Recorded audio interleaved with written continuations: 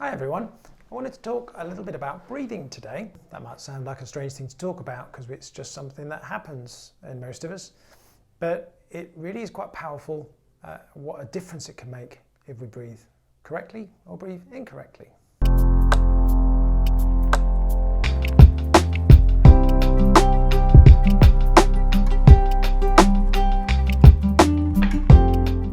So, breath.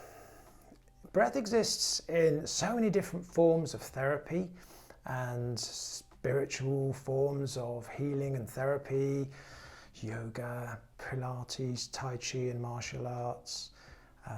Dance involves the breath. Any sense of movement therapy has already figured out the power of the breath. It's so important that the breath coordinates naturally with our movements. So, what is a natural breath? Well, at the risk of pointing out the obvious, we have a diaphragm which is positioned halfway down our torso. It descends as we breathe in, and so we should have a descension of the diaphragm causing the belly to push out slightly. And then as we exhale, as we breathe out, the belly will fall. This is a relaxed, normal diaphragmatic breath. This is just the mechanics of the breath. Then, if we require extra deep breath, or if we've just undertaken some sporting activity, or if we become anxious, then we might perceive that we need to undertake activity. We will add to that breath with what we sometimes call apical breathing. So we will breathe from the top, and we might start to recruit what we sometimes call accessory muscles of respiration. So muscles in our neck. We can see some of the muscles in our neck activate as we take a deep breath. Perfectly normal to do so for short periods of time. But our diaphragm is made of a different type of muscle. It's, along with the heart, is one of the only two muscles in the body that is designed to keep going 24 hours a day, day in, day out. And just as well it does, otherwise we'd stop breathing. So that's designed to keep going forever. These muscles are not designed primarily to breathe. They are skeletal muscles that are designed to help us move our head around and move our shoulders around, but they can be called upon at times of need. The problem can come when the pattern goes wrong, where we start to use these muscles more than we should do. So we can imagine that then these muscles, it's like they're running a marathon the whole time, and they just get sore, as if you'd been to the gym and were overworking something too hard. We'd get really sore and the muscles would become tight. Now, if we overwork these muscles, the trapezius muscles, sternocleidomastoid, scalene muscles in and around the neck, then if they become tight, they can cause neck pain. They might refer and contribute towards headaches. They can create tension up into the jaw or referred pain into the jaw. And so it's really important sometimes to consider the simple aspects of breath when dealing with ongoing jaw problems, neck problems, and migraines.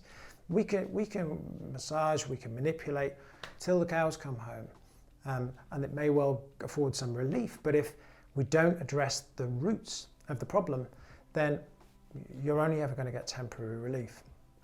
And I was thinking recently about what is it and how that we believe we're different as a practice, and why are we different? And I think the reason why we are different is because we look for the why. The why is it there? We look to the roots of the problem.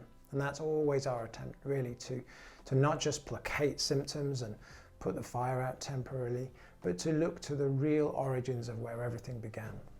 So we've got a mechanical aspect to breath and its potential impact in the muscles. But why might the breathing change in an abnormal sense? So we're saying, yes, if we've just run a race, we might need to sort of gasp for our breath until we recover. But if we've not just undertaken exercise, why might it change?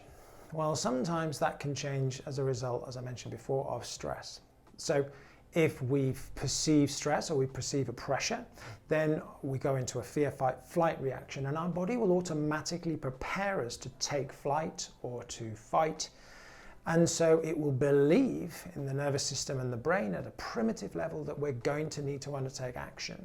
And so we may start to increase the heart rate, we may change the rate and depth of breathing, we'll send messages to the diaphragm, and will also automatically send messages to these accessory muscles. So simply stress and anxiety in our nervous system's response can change breathing pattern. Now, in a chronic sense, when that's there for a long time, sometimes we get stuck in that pattern. Or if people living with chronic anxiety, then they can get stuck in that pattern. And so they might present notionally with jaw pain and headaches and some stiffness in the neck, but it might be that we find that there's an abnormality within their breathing pattern that we need to work on, and that might date back to some ways in which they're managing or not managing stress in their lives. So I mentioned the nervous system a little bit and these fear, fight, flight responses. So sometimes it's relevant to consider the breath in terms of restoration of old trauma and emotional issues within the body that might be causing chronic pain. And as many of you know, I work a lot with trauma and past trauma and emotional trauma locked in the body. Now, when we become dysregulated, so if we feel difficult feelings in our bodies, and we might go, oh gosh, right, well, I'm feeling panicky, I'm feeling stressed, I'm feeling emotional, I feel that lump, I'm going to cry, oh my goodness me, oh my goodness, what am I going to do with that? And if we don't know how to process that appropriately, because we haven't learned how to do that, possibly from our childhood, or all the traumatic experience is just simply so overwhelming. If a trauma is big enough, a post-traumatic stress disorder or a bomb blast or an assault of some kind, we may not be able to regulate that very well at all. And if it gets locked away, then when we do some trauma work and we go back viscerally and somatically, so if you haven't seen the video on somatic work, then we'll put the link below. So when somatically we go into the body and we start to feel areas, if we feel blocked off, we might go, oh, actually, I find it hard to connect with that part of my body. Or when I do, I actually start to maybe feel some kind of anxiety or tension. Now, we may be revisiting some of the old trauma response, sometimes called somato-emotional therapy or somato-emotional release. And as we re-enter that, there is the risk, of course, that the patient may relive that experience. Now, obviously, we don't want them to relive that experience to the same magnitude, because that would simply re-traumatize them and not be therapeutic. So what we need to do often is to teach them to be able to regulate their nervous system. Now, the most powerful way, there are many, but the most powerful way is through the breath. Our vagus nerve is part of the sort of the calm down, nice, rest, digest, as it's sometimes called, part of the nervous system. And it's very much hardwired into the diaphragm. If we change our breath, particularly the out breath, it is so instantaneous how quick it can begin to change the nervous system's position from fear, fight, flight through into calmness, orientation with the space, a restful connection with the space that we normally walk the world in.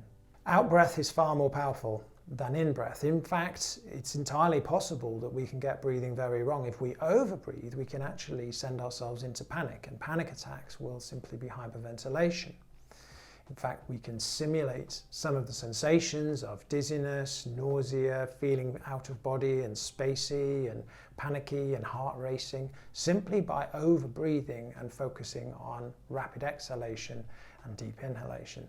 It changes, of course, the oxygen and carbon dioxide levels in our body. So we can begin to feel really, if anybody who's ever had a panic attack, you can really feel quite unwell simply by the fact that we're over-breathing and we're stimulating and we're flicking across into a panic and fear, fight, flight type response in the absence of any real threat. So we're over-breathing when actually we don't need any more oxygen and we don't need to blow off carbon dioxide because we're not actually running anywhere. We're just sat here panicking. So in terms of panic, anxiety, regulation of mood, reconnection with our body, breath is a really, really powerful tool. And it might seem obvious that we think we know how to breathe, but it would surprise you to perhaps know how many times I need to help people work to really retrain and reconnect with a natural, healthy breath. This can be done in many, many ways. It's very often beneficial to tie that in with a mindful type exercise. It could be done simply in lying, and it can also be beautifully added into Tai Chi type movements, Qigong type movements. And noticing when we start to integrate breath with movement, how actually our breath naturally coordinates with movement. And there are forms of therapy that I might use where we will do movement therapy and notice how the limbs want to move differently and how the body naturally wants to move, stiffen or relax according to breath. So anyway, I hope it's just given you a little taster into the power of the breath in this amazing human creature that we are. Thank you for listening, and watch out for some more videos.